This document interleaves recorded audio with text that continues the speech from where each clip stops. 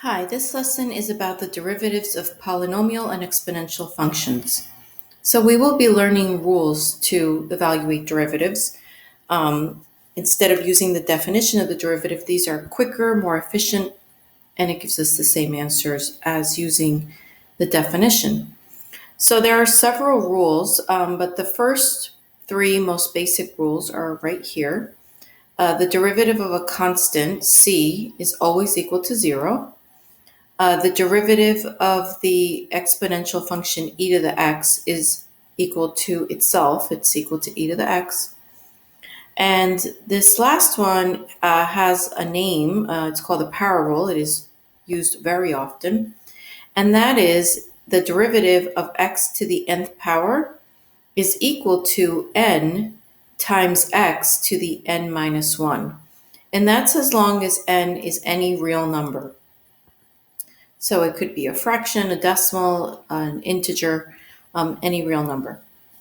So when taking the derivative of function with radicals, we're going to use the power rule, but before we can do that, we have to rewrite the radical as an exponential expression. So the nth root of x to the m is rewritten as x to the m over n, and then we'd be able to use our power rule to take the derivative. So here's our first example. We want to find the derivative dy over dx for y equal to x cubed plus the square root of x minus e to the x plus 3. So we'll be able to use all three of the rules listed above. But before I take the derivative, I'm going to rewrite the square root of x as x to the 1/2 power. They are equivalent. So now I'm going to take the derivative. So the derivative of y with respect to x is dy dx. And the derivative of x, for all of these terms, I'll be applying the rules listed above. So here, this is the power rule. The 3 goes in front of the variable and subtract 1 from the exponent, so I get 3x squared. Same thing here, the 1/2 goes in front of the variable. When you take 1 away from a half, you'll get negative a half. Remember that the derivative of e to the x is e to the x. And the derivative of 3, well, that's 0, so you don't have to write that. So our final answer, if I rewrite my exponential expression as a radical, is 3x squared plus 1 over 2 square root of x minus e to the x. So these last two lines are equivalent, it's just that that second term is written in a different way. All right, so here's another one. This time we want to evaluate the first derivative at 1 for the function f of t equal to 5t to the 4th minus 3t plus e. So notice that this is just e, not e to the x. So I pointed out here that e to the x is a function, but e is a number, so it's a constant. So we'll be using that first rule that I mentioned above for when we take the derivative. So the first derivative is 20 t to the 3rd, again, because you multiply the 4 in front of the t and it gets multiplied by 5 and then take 1 away. When I apply power rule to 3t, remember the exponent for t is 1. So when you multiply 3 times 1, you get the 3, and then you take 1 away, like the power rule says. So I'll have t to the 0 power, which is just 1. So my second term is just minus 3. And then the derivative of e, well, that's just 0 when you take the derivative. So I have 20t cubed minus 3. Now I can evaluate it at 1. So I plug in 1 for t, and you get an answer of 20 minus 3, which is equal to 17. All right, here's another one with a radical. Remember, with radicals, you want to rewrite them as exponentials first. So the cube root of x squared is equivalent to x to the 2/3. And now I can apply my power rule. So the 2/3 goes in front of the variable, and then I take 1 away from 2/3. When you take 1 away from 2/3, that 1 is the same as 3 over 3. So that answer is negative a third, which is why that's my exponent. So that's your derivative. It can be rewritten as 2 over 3 times the cube root of x. So just correcting for the negative exponent and rewriting the exponential as a radical. All right, in this next example, in order for me to use the rules that I listed above, I have to first manipulate the expression. I can't use the power rule on these because I have a numerator and a denominator, and therefore it's a quotient. There is something called a quotient rule. We haven't learned that yet, so we're going to do a little bit of algebra first so that I can just use the rules that I explained so far. And what I mean by that is I'm going to separate each of these into three separate fractions with a common denominator of the square root of x. But we know that the square root of x is the same as x to the 1/2. So this is y rewritten, this is still y rewritten as three separate fractions. But then I'm going to use a rule for exponents, which is this rule right here, which says that when you are dividing two exponential expressions, you can combine them by subtracting the exponents. So it's the exponent in the numerator minus the exponent in the denominator. So this is not a derivative. This is just a rule for exponents. But that's the rule that I'm applying to get this line right here. When I subtract the 2 and the 1/2, I'll get x to the 3/2. When I subtract 1 minus 1/2, I'll get x to the 1/2 here. And this one, I want to be able to use power rule on it, so I can't leave it in the denominator. So I'm going to bring it up along with the 2 and make the exponent negative. Remember, this rule is also a rule that we need to know for exponents, that 1 over x to the n is equivalent to x to the negative n. So that's what I did here. All right, so now I'm ready to take the derivative of the expression on the second line. And so I'm applying the power rule to all three of them. So you multiply 3/2 by 2 here. The 2's cancel, so you just have 3 as a coefficient, and then take 1 away from 3/2, and that gives me 3x to the 1/2. I do the same thing here. I put the 1/2 in front, take 1 away from the exponent, so you get 1/2 x to the negative 1/2. Then here I multiply the negative 1/2 by negative 2. The two negatives make it a positive, and the 2's cancel. And then when you subtract 1 away from 1/2, you'll get negative 3/2.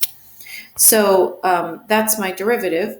But like many of the ones we've done in this section, it can be stated in a different way. So I rewrote all of my next negative exponents as positive exponents by taking the reciprocal of them.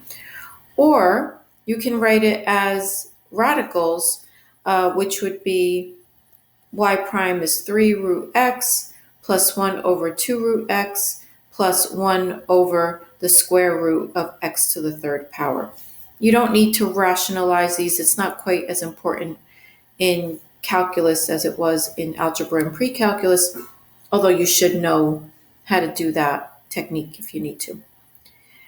Okay, so there are three common forms of notation for the derivative. I've been using two of them pretty often, but I wanted to show you all three of them. And the notation really comes from the mathematician that was the one that was finding these or developing these centuries ago. So I have Lagrange's notation, which is read as the first derivative is f prime, f double prime, f triple prime. And that after three derivatives, then we would put a little number in the upper right-hand corner of the f. So that would be the nth derivative. So that's what you would do for the fourth derivative, fifth, sixth, etc. Another common notation that I've been using a lot is the one developed by Newton, and that's dy over dx. And that really has a reference to where the definition comes from, which is the slope definition, delta y over delta x. You can see that looks kind of similar. So that's your first derivative. Your second derivative, you would have the superscript of 2 in the numerator between the d and the y, but the superscript is after the x in the denominator, and the same would be true for a third derivative and any derivative higher than that.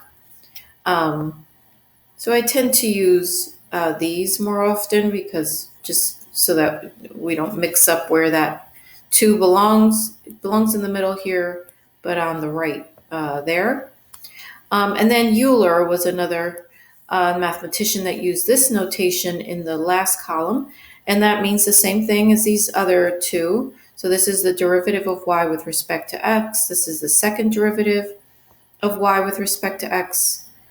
Third, and anything above 3, you would continue just putting that little number in the upper right-hand corner.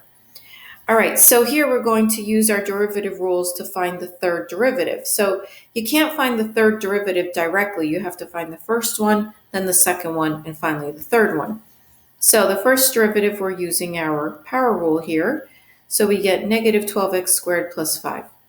For the second derivative, you're taking the derivative of the first one. So it's power rule and the rule for constants. So I get negative 24x. And then the third derivative, you're taking the derivative of the second derivative, and that's just negative 24.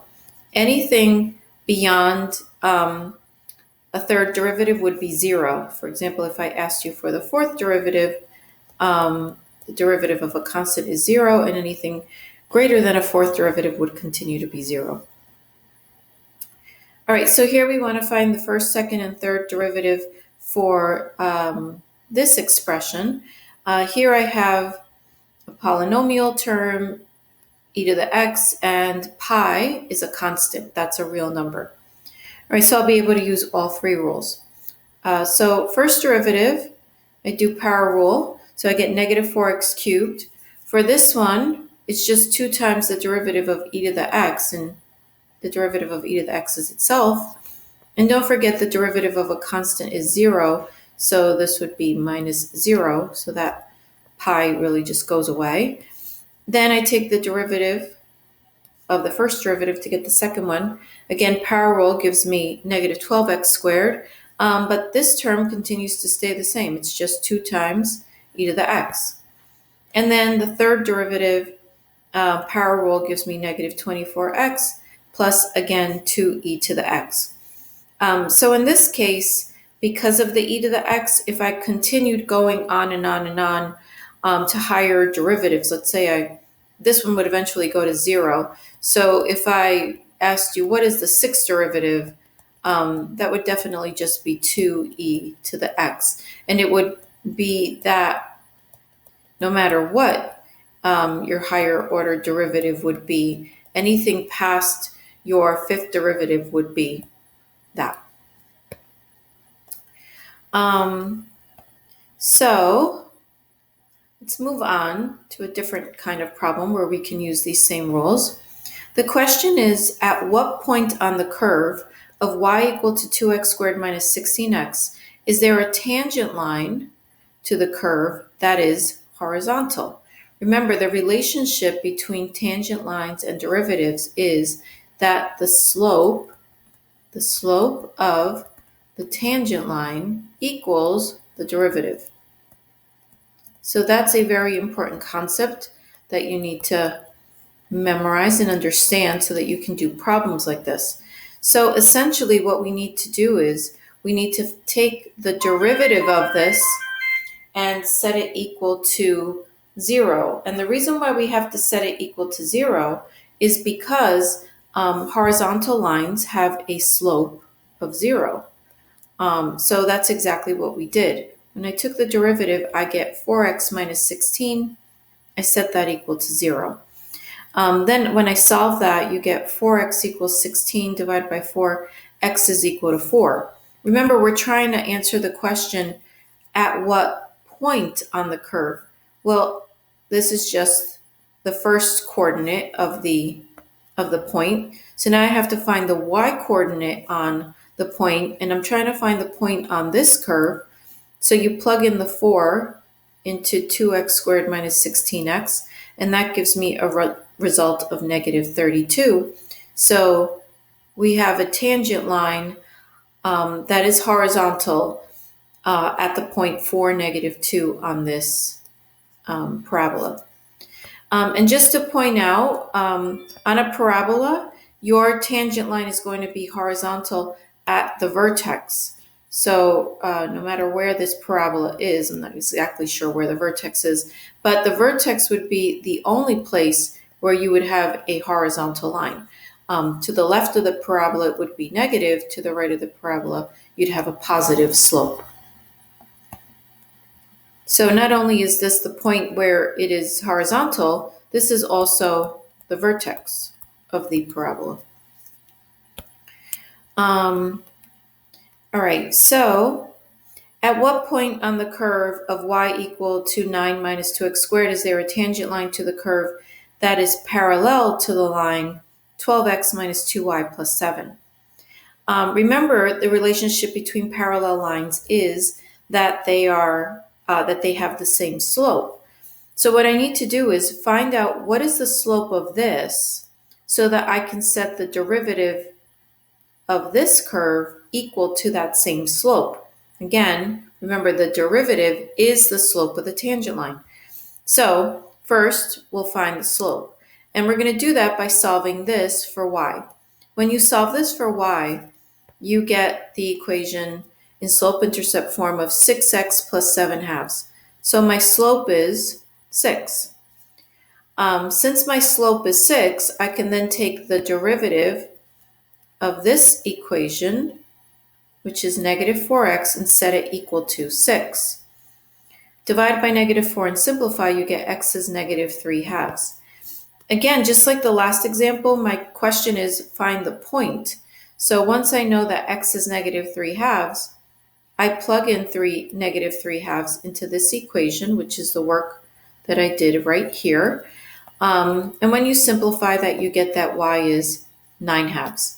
So the point on the curve where the tangent line is parallel to this line is -3 halves, positive 9 halves. Okay, here we're going to find an equation. Find the equation of the tangent line to the curve at y equal to x root x that is parallel to the line y equal to 6 plus 9x. Okay, so I know that I have to find the slope. You can't find the equation of a line without a slope. And I know also that it's parallel to this line. So that will allow me to find the point as well. You need both a point and a slope to find the equation. All right, so first thing I'm going to do is combine the x times root x so that I have a single term. Again, you can't apply power rule to this because this is a product. So I need to condense it into a single term. So x times root x is the same as x times x to the 1/2. So when you add 1 plus a half, you'll get x to the 3 halves. And that's what I'm going to take the derivative of. So y prime, using power rule, is 3 halves x to the 1/2. I know that the slope of the line that's given is 9. It's already in slope-intercept form. That slope is 9. And so this derivative is set equal to 9. So 3 halves x to the 1/2 equals 9. So I have to solve this equation. In order to solve this equation, the first thing I'm going to do is get rid of the 3 halves. So multiply both sides by 2/3. 3 goes into this 3 times. Here, they all cancel. So you get x to the 1/2 equals 6. Then square both sides to get rid of the 1/2. So you get x is 36. And when you plug the 36 back into the original equation, which is right here, you get that y is 216. So I have a point at 36, 216, and a slope of 9. Remember, that was what it's parallel to. So now I can plug it into the point slope formula. Y minus 216 equals 9 times x minus 36. When you distribute the 9 and add the 216, you get a tangent line that is equal to y equal to 9x minus 108. So that's it for that lesson. Give the homework a try. Good luck.